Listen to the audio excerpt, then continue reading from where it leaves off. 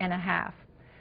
And we're waiting for the House to come in. They're going to come in here momentarily to begin their morning business. The morning hour starting right now. Thanks for watching today's Washington Journal. We'll be back tomorrow morning, 7 a.m. Eastern Time, with more of your phone calls. By the majority and minority leaders for morning hour debate. The chair will alternate recognition between the parties, with each party limited to 1 hour and each member other than the majority leader and the minority leaders and minority whip limited to 5 minutes each. In no event shall the debate go beyond 11:20 a.m. The chair recognizes the gentleman from Pennsylvania, Mr. Thompson, for 5 minutes.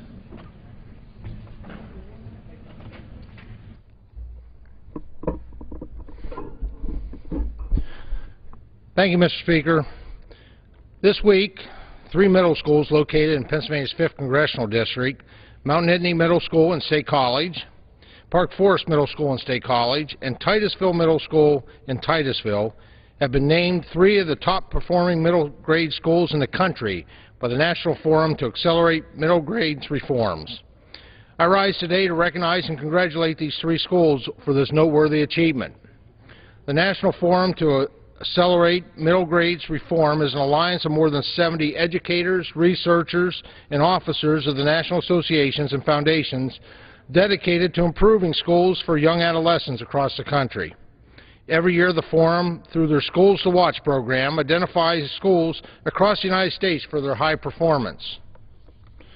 The Forum's members believe that 3 things are true of high-performing middle grade schools.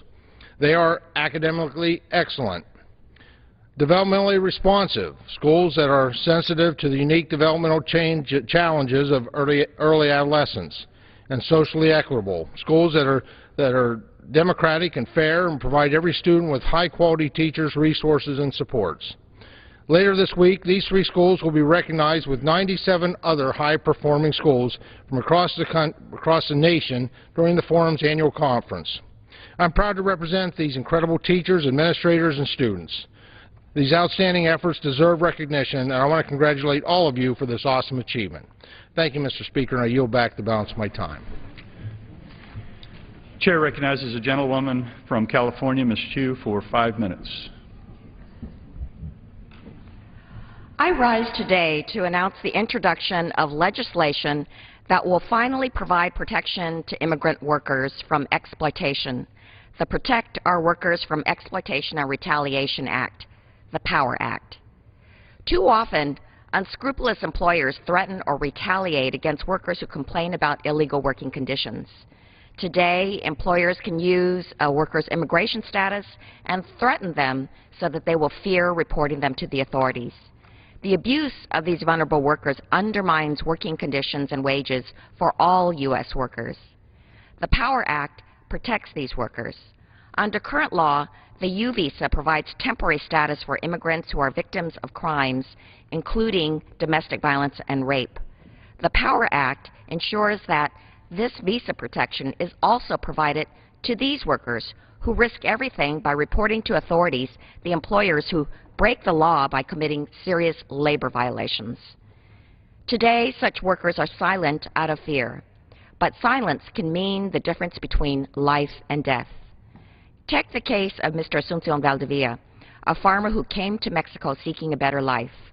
One day during the hot summer months, he picked grapes for 10 hours straight in 105-degree temperatures.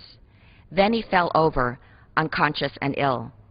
Instead of calling an ambulance, Giamara Vineyards told his son to drive Mr. Valdivia home. On his way home, the father started foaming at the mouth and died of a heat stroke. A son had to witness his father die a preventable death at the age of 53. After hearing about this tragedy, I had to act. For 15 years, the farm worker advocates had petitioned Cal OSHA for minimal health protections for the workers who perished and died working in heat, but they were always ignored. So I carried a bill in the California legislature that required that farm workers and all outdoor workers have basic protections from the heat, water, shade, and rest periods. It passed and became the first law of its kind in the nation. A decade after that law, I am in Congress. And while some farms obey the heat protections, Others are flagrantly violating it. The Power Act will stop these violations. It would have let someone like Asuncion go to the authorities without fear of retaliation. It would have let him continue to work while he cooperated with Cal OSHA to take Giammatteo to court, and would have ensured that Giammatteo treated all the workers fairly from then on. And I hope that because of the Power Act, a son will never have to watch a father die in this way again. The Power Act will bring abused workers out of the shadows. It will give employees the courage to stand up to the world's biggest and strongest companies. The Power Act will fundamentally change the very structure of workers' rights in this country. It supports every honest, hardworking employee across the country, protecting them. It's time that exploited workers were able to come out of the shadows, leave cruel conditions, and find jobs where they are treated with the dignity and respect that every employee in America deserves. It's time for the Power Act. Thank you. Chair recognizes the gentleman from California, Mr. Dry, for 5 minutes. Mr. Speaker, I ask the member's consent to revise and extend my remarks. Without objection. Mr. Speaker, in August of 2008, Russia and the Republic of Georgia engaged in what author Ronald Asmus called a little war that shook the world. And, Mr. Speaker, it did shake the world. For all of post-Soviet Russia's anti-democratic crackdowns, its aggressive and bellicose actions towards former Soviet states, it was still a shock to see Russian tanks roll across the border of a sovereign democratic country. The military conflict lasted 5 days, and a shaken world moved on, soon forgetting the shock and outrage of what happened. But for the people of the Republic of Georgia, this conflict goes on nearly 3 years later. They live with the tragic consequences that follow any armed conflict, including thousands of displaced persons and significant economic hardships. Beyond the human costs, they face the long-term strategic challenge of an occupying force in the regions of Abkhazia and South Ossetia, where Russia continues to violate the terms of the ceasefire to which it agreed. As occupiers, they violate the sovereignty and territorial integrity of an independent, democratic state, one that has chosen a path towards integration with Euro-Atlantic institutions, and more important, one that has chosen integration with Euro-Atlantic values of democracy, human rights, and the rule of law. Russia's recalcitrance has left the region in a bitter stalemate as it flouts international norms and its own commitments. Within the context of this stalemate, the temperature has seemed to cool, with bitter hardship and frustration supplanting heated military conflict. But that cooling temperature is perhaps a very dangerous illusion. While the fear of overt military action may be waning, more subversive but just as potentially deadly action is taking place.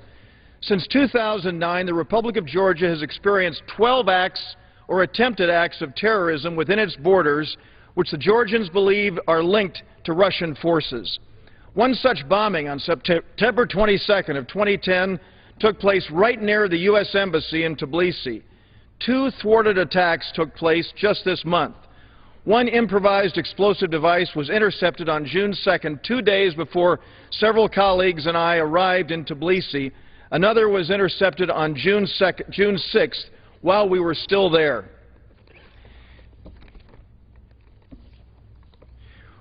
We had the opportunity to discuss with President Saakashvili at length the nature of these attacks and attempted attacks. He and his administration are increasingly concerned about what they perceive to be a systematic effort to target the Georgian people and undermine their progress toward a peaceful, stable, democratic, and independent nation. The intended targets of recent bombing attempts seem to suggest an increased focus on civilian casualties, which is particularly troubling. As investigations proceed to determine the exact origin and intent of these bombings, it is more important than ever that we stand with our Georgian friends, that we stand with their right to sovereignty and territorial integrity, that we stand with their efforts to build a stronger democracy. In fact, the purpose of my recent trip to Tbilisi was to continue the work of the House Democracy Partnership, which has a long-standing program with the Georgian legislature. My co-chairman David Price and I have led a number of delegations to Tbilisi and hosted many Georgian legislators in Washington in order to provide training and support as they build their legislative institutions. It is important to work with new and re-emerging democracies as they grow and develop, but it's also more essential for us to support those who are under attack for the very reason that they have chosen their democratic path. The Obama administration has attempted to reset relations with Russia for a number of pragmatic and strategic reasons. I believe they were right to do so, but it's important to differentiate those relationships which are important for inescapable geopolitical considerations and those which are based on shared values and goals. As a major international player and a permanent member of the United Nations Security Council, we must engage constructively with Russia. But that does not mean we must turn a blind eye to its tactics or strategic aims towards the former Soviet sphere. To the contrary, we must engage with eyes wide open. Georgia is not the only state to have emerged from the Soviet orbit with democratic intentions only to face deliberate, significant pressures from obstacles from Moscow. The nature of our engagement with Russia will get more scrutiny than ever as Moscow moves toward entry into the World Trade Organization. Bringing them into a rules-based trading system will help us deal with the challenges that we faced, but we cannot lose our resolve to address these challenges or lose sight of the fact that the fate of democracy in the post-Soviet world is one of them. Those who are working diligently against great odds to build democratic institutions must know that the American people stand with them. Chair recognizes the gentleman from Oregon, Mr. Blumenauer, for 5 minutes. Thank you, Mr. Speaker. In their agitation over the debt, our Republican friends have obstinately focused on program cuts alone, ignoring the harm to American families and the economic recovery. Their mindless slashing the budget is costing jobs while damaging communities. Yesterday's news about EPA cuts hurting local efforts at clean air and clean water is another example. More than a quarter of the deficit growth since 2001 resulted from the economic downturn, which reduced tax revenues and increased programmatic spending. You spend more on unemployment when more people are unemployed. Our focus should be on job creation, which reduces unemployment costs and increases tax revenue. However, in their first 6 months in the majority, the Republicans have not passed any legislation to create jobs. The government budget is often compared to a household budget, but every family knows that expenses are just one side of the equation. How many Americans in tough times take on second or even third jobs to increase their income because some expenses just can't be cut? As a nation, we have the ability to increase our revenues, our income. An obvious place to look for additional income is closing tax loopholes and ending unnecessary subsidies. For example, for large oil companies would be one of the best places to start. Tax incentives are intended to help businesses create vital American jobs or develop technologies to improve our way of life. We as Democrats support those tax incentives that increase domestic manufacturing and other American businesses, which create jobs and aid the economic recovery. These tax breaks promote our national economic priorities and put people back to work. But when a company's profits are $10.65 billion in just 3 months, such as ExxonMobil's were earlier this year, who can reasonably argue that that company needs expensive incentives to stay in business and make money? The 10 most egregious tax loopholes enjoyed by the large oil companies have helped the 5 largest companies make a combined profit of nearly $1 trillion over the last decade. The billions we spend every year on subsidies for the largest oil and gas companies are not moving us any closer to energy independence or a clean energy economy. The subsidies are not necessary, they're not useful for our economy. In 2010, nearly 60% of big oil companies' profits went to stock buybacks and dividends, not job creation. With oil produced at $11 a barrel and sold for $100, tax breaks for oil companies are simply wasteful handouts, transferring money from working families to corporate taxpayers. The difference over what was sold for an average barrel of oil, $72 average production price, average production cost, $11. No American family should be giving up their dinner to donate money to the millionaire next door. Removing these tax incentives will save taxpayers $40 billion over the next 5 years, with only minimal impact in the profit, not in their operations. Cutting subsidies will not raise oil prices, which are set in a global market that this year will be in the range of $2 to $3 trillion. Subsidies in the tax code instead should be directed towards emerging technologies like wind and solar. That's where the real jobs are. A University of Massachusetts study found that incentives for clean energy creates 2 to 4 times more direct and indirect jobs compared to investments in oil and gas production. Another obvious place to cut is the ethanol tax credit. We don't need to subsidize something that industry is mandated to buy. We cannot ask the children and seniors to bear the brunt of sacrifice while we are simply giving more money to large corporate interests that don't need it. We must make tough choices to ensure we leave a sound economy to the next generation, but we have to make those choices wisely so we leave a nation that is competitive, prosperous, healthy, and educated. Chair recognizes the gentleman from New Jersey, Mr. Lance, for 5 minutes. Mr. Speaker, I rise today to congratulate 8 outstanding public high schools in New Jersey's 7th Congressional District that were recently recognized by Newsweek magazine as among the top 500 public high schools in America for 2011. In all, New Jersey claimed 36 high schools of Newsweek's top 500. In the 7th Congressional District in New Jersey that I have the honor of representing, I congratulate the Academy for Allied Health Sciences in Scotch Plains, the Union County Magnet High School, also in Scotch Plains, Watchung Hills Regional High School in Warren, Governor Livingston High School in Berkeley Heights, Westfield High School in Westfield, the Academy for Information Technology, also in Scotch Plains, Cranford High School in Cranford, and Jonathan Dayton High School in Springfield.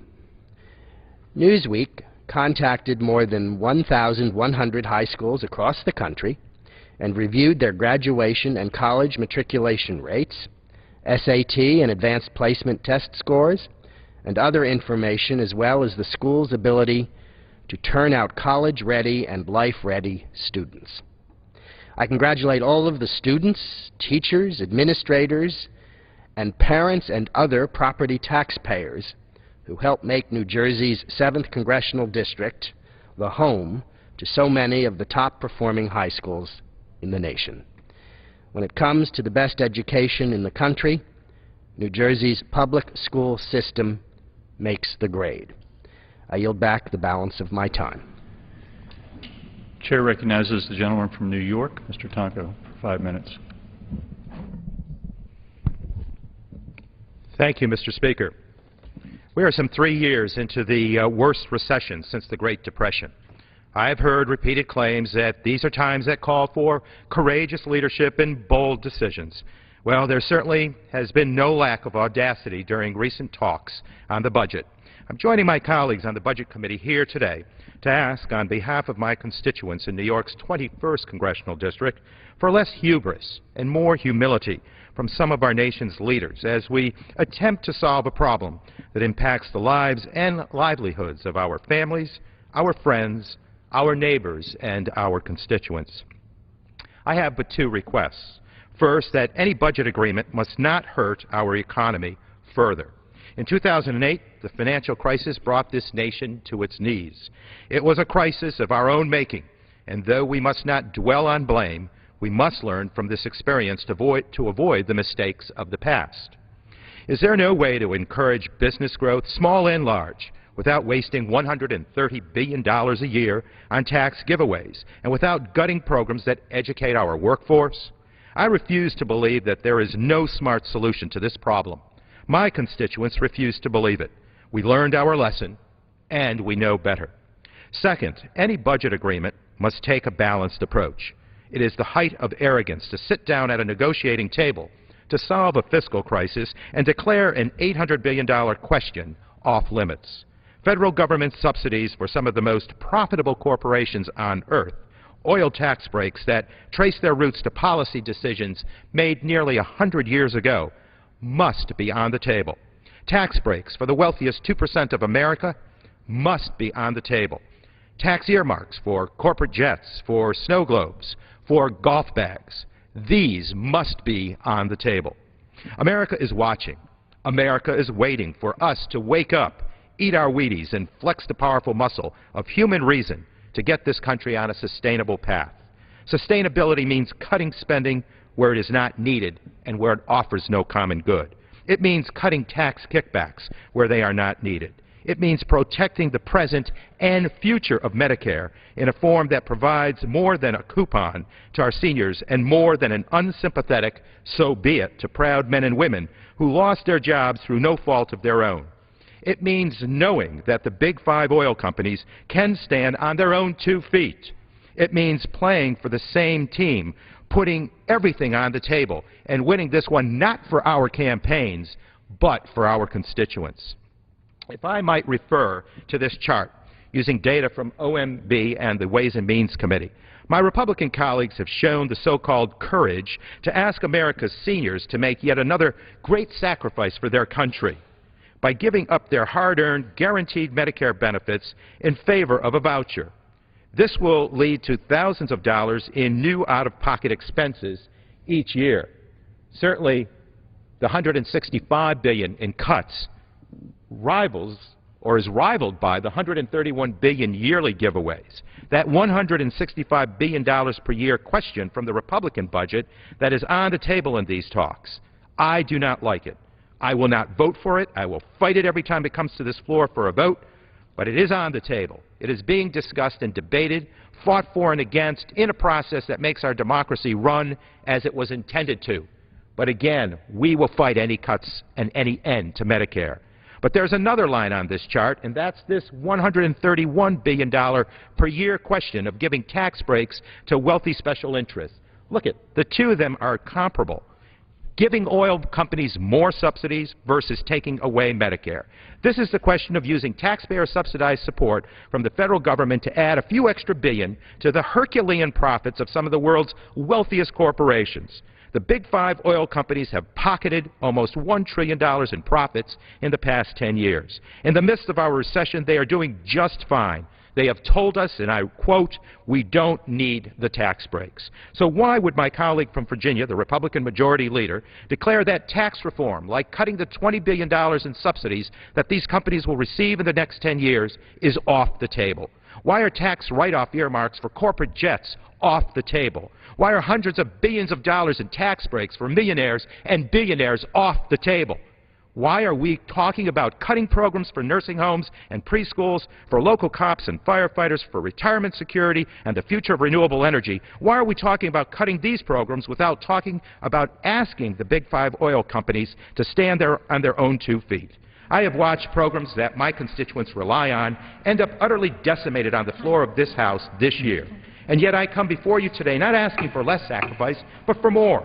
I'm asking for these at the top to bear their fair share of both the burden and the potential triumph of this historic moment. Again, I must merely ask for a little humility as we attempt to solve a challenge that no one woman or one man among us should attempt to tackle or scuttle alone. Nothing is off the table, and nothing is more important than getting every single American who wants to do a hard day's work for a fair wage back on the job site. Any budget agreement must take this balanced approach and must not hurt our economy further. Thank you, Mr. Speaker. With that, I yield back the balance of my time. Chair recognizes the gentleman from North Carolina, Mr. Jones. 5 minutes. Mr. Speaker, thank you very much. Monday, I had the honor and the humbling experience of visiting Walter Reed Hospital.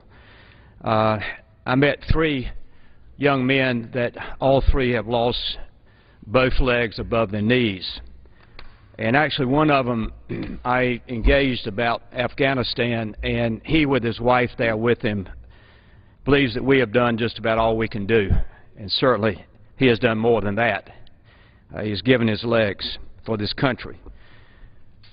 That leads me to wanting to read just a paragraph of a editorial by Eugene Robertson that was in the North Carolina papers.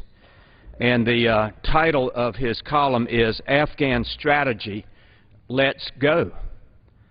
Afghan Strategy, Let's Go. And I read the last paragraph of his column. We wanted to depose the Taliban regime, and we did. We wanted to install a new government that answers its constituencies at the polls, and we did. We wanted to smash al-Qaeda infrastructure of training camps and safe havens, and we did. We wanted to kill or capture Osama bin Laden, and we did. Even so, say the hawks, we have to stay in Afghanistan because of the dangerous instability across the border in the nuclear-armed Pakistan. But does anyone believe the war in Afghanistan has made Pakistan more stable? Mr. Robertson, you're right. It is not more stable because we're in Afghanistan. Perhaps it is useful to have a United States military presence in the region. This could be accomplished, however, with a lot fewer than 100,000 troops, and they would not be scattered across the Afghan countryside, engaged in a dubious attempt at nation building. The threat from Afghanistan is gone. Bring the troops home.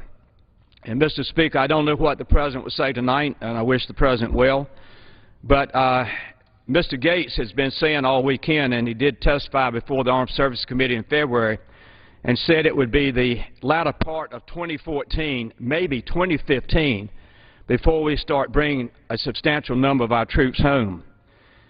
Mr. Speaker, I say to the House of Representatives, both parties, let's come together and join in the McGovern-Jones bill, and let's start bringing our troops home and say to the President, we don't need to be there to 2014, 2015.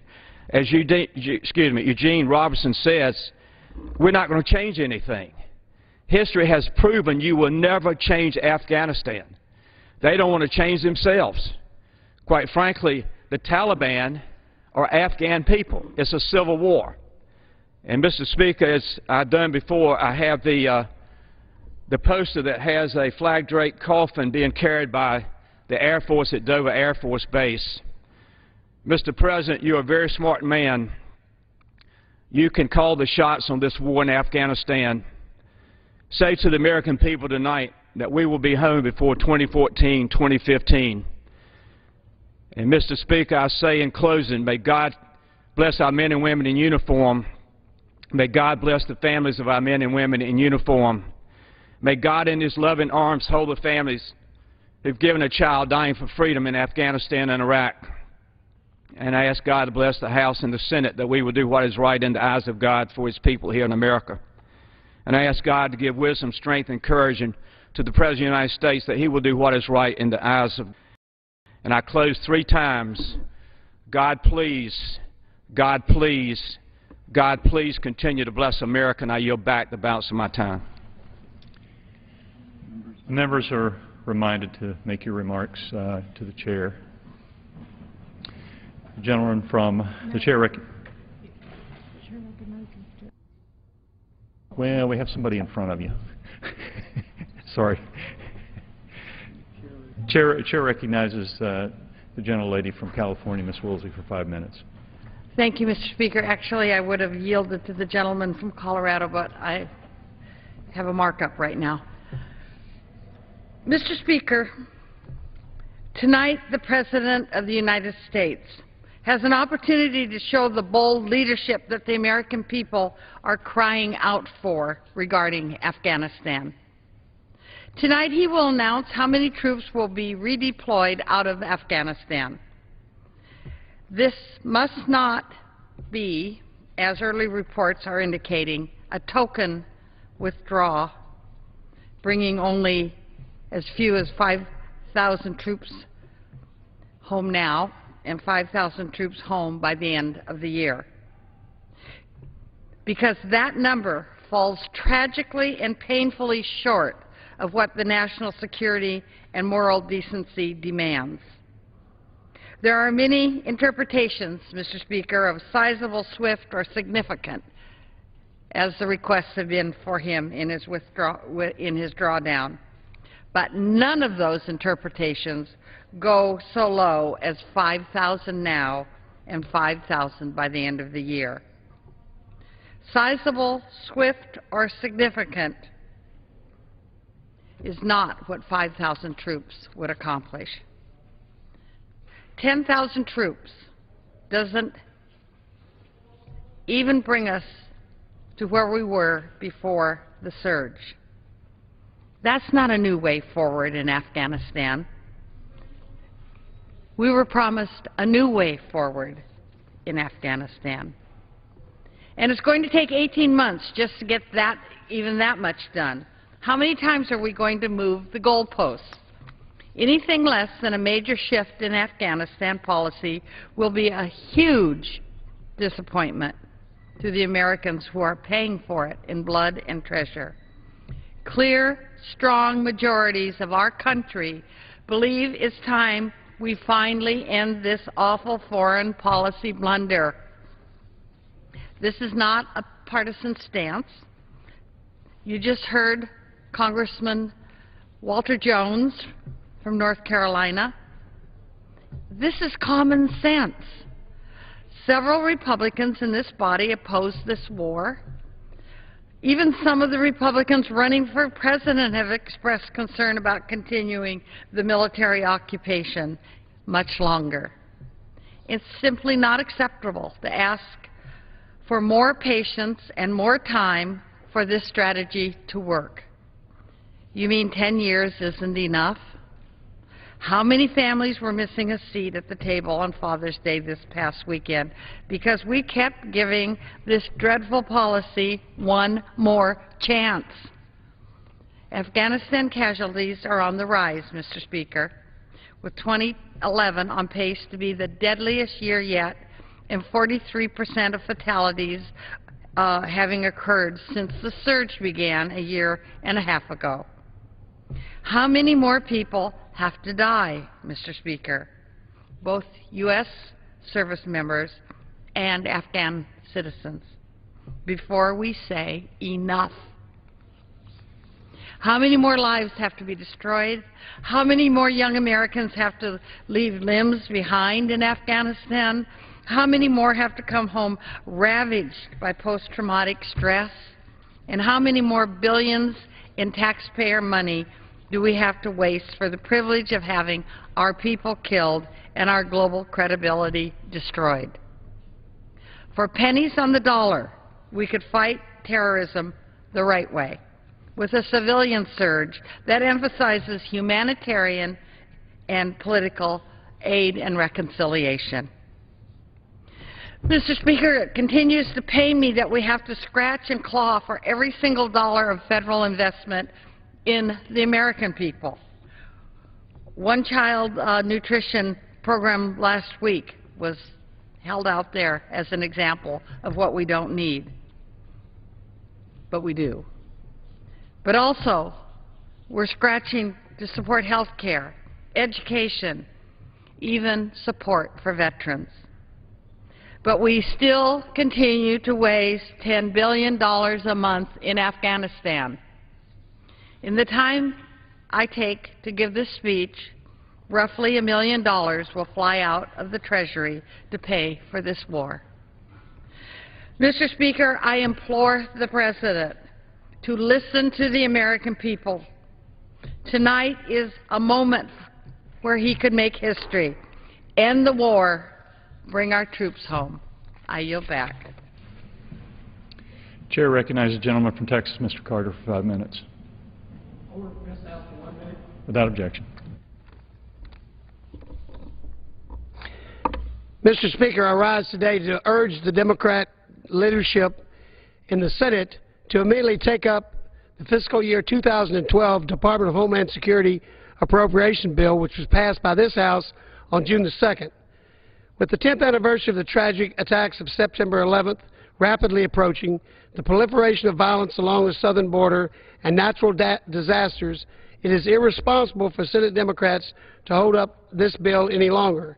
The House-passed bill included $1 billion in supplemental funding for FEMA disaster relief program that is available immediately upon passage. These funds are desperately needed to respond to natural disasters that have swept the country, including the wildfires which have devastated my home state of Texas. The House-passed bill uses taxpayer dollars wisely, cutting $1.1 billion from fiscal year 2011 levels, while at the same time ensuring all frontline defenders, including the Border Patrol, Coast Guard, and Secret Service, are fully funded. In delaying action on this bill, the Democratic leadership in the Senate is putting the security of American citizens at risk and disaster relief on hold. Any further delay is unacceptable. I urge my Senate colleagues to make passage of FY 2012 DHS appropriation bill a top priority. And I'll yield back the balance of my time.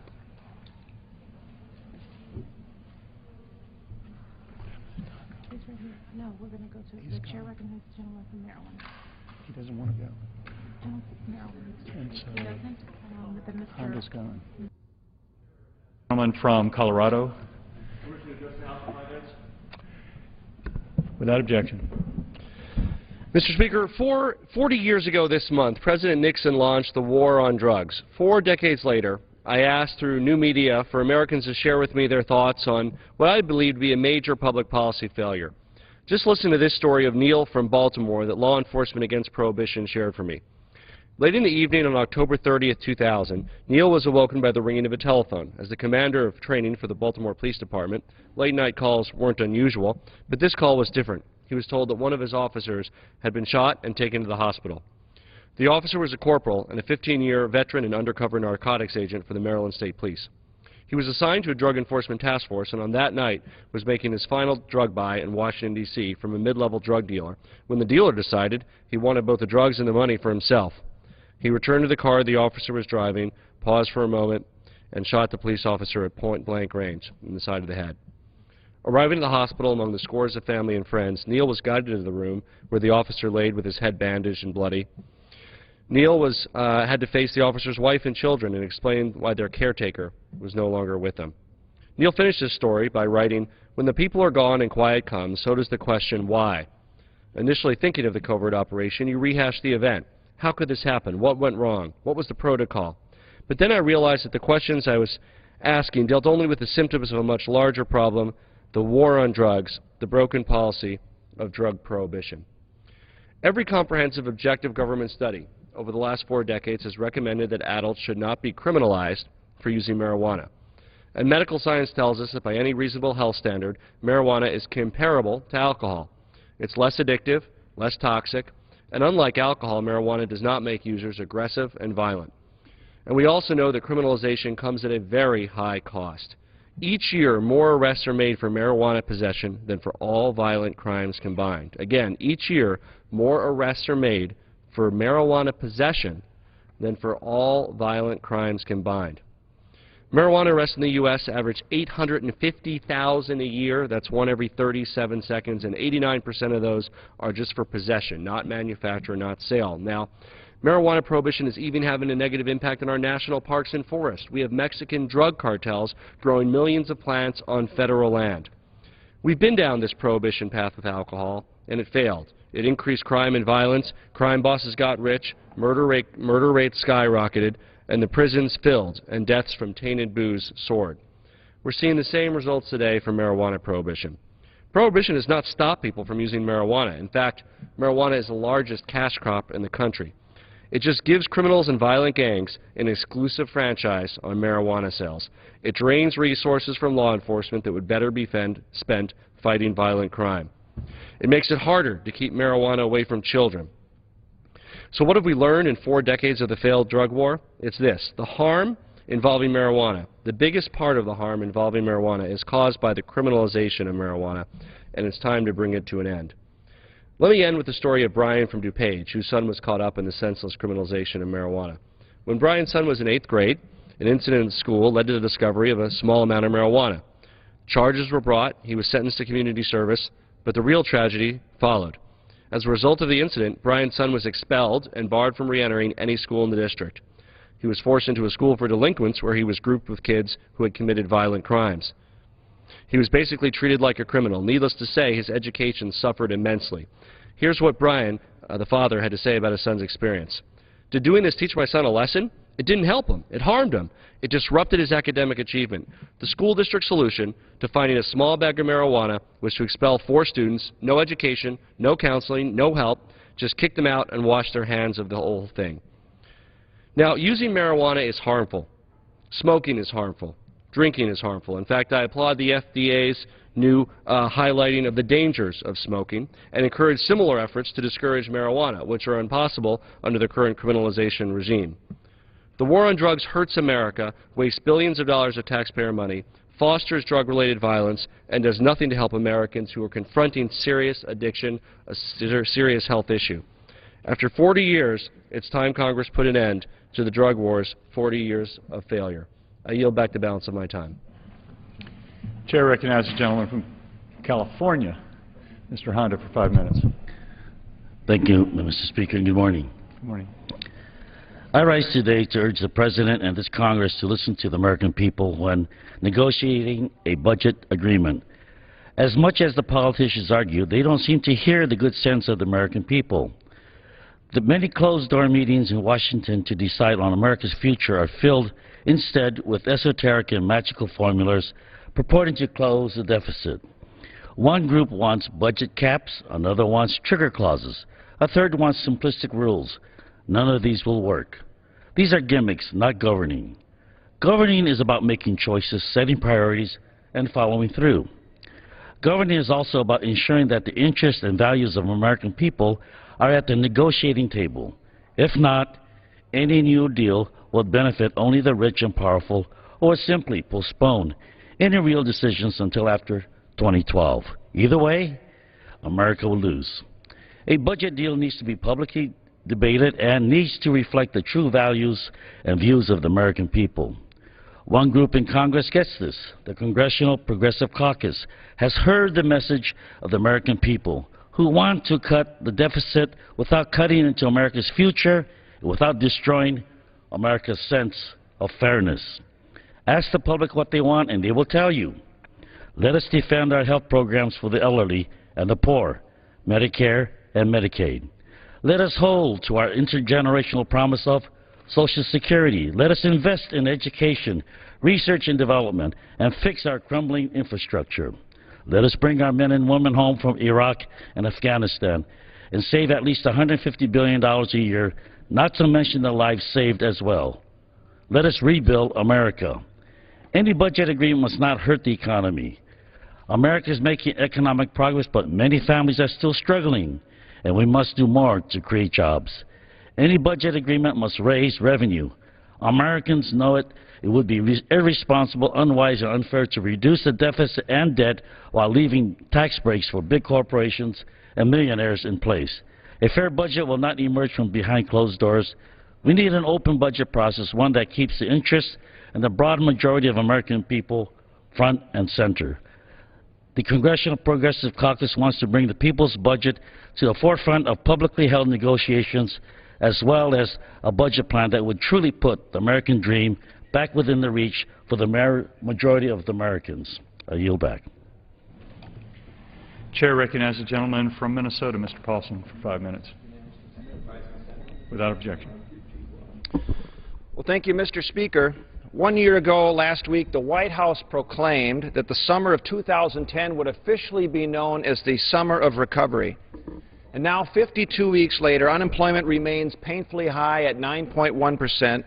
The housing crisis has not improved, and nearly 14 million Americans are out of work. As I travel my district in Minnesota, from Bloomington to Wayzata to Coon Rapids, I hear from Minnesotans and small business owners that are understandably concerned.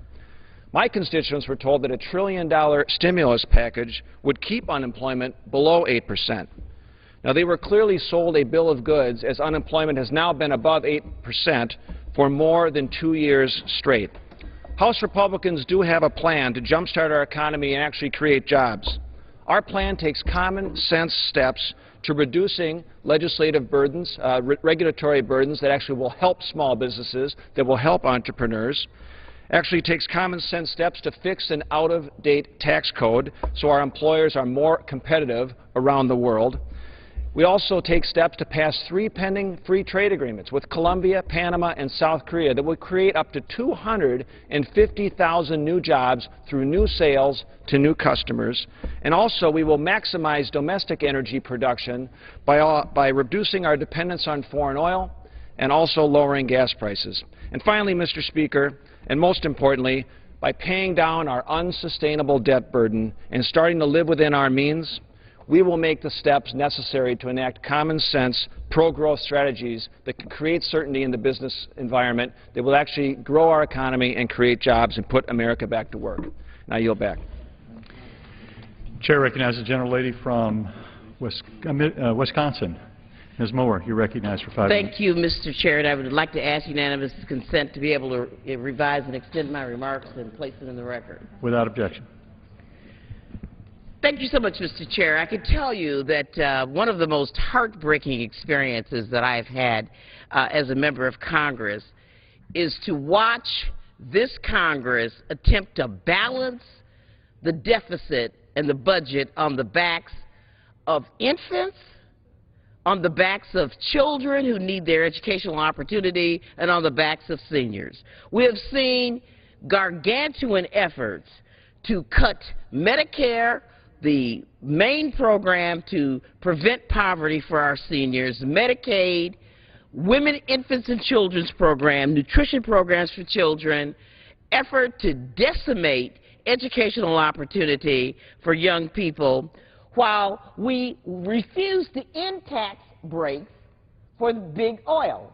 The big 5 companies made nearly $1 trillion, $1 trillion in profits in the last decade.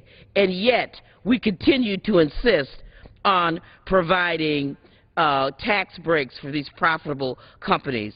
Every year, we provide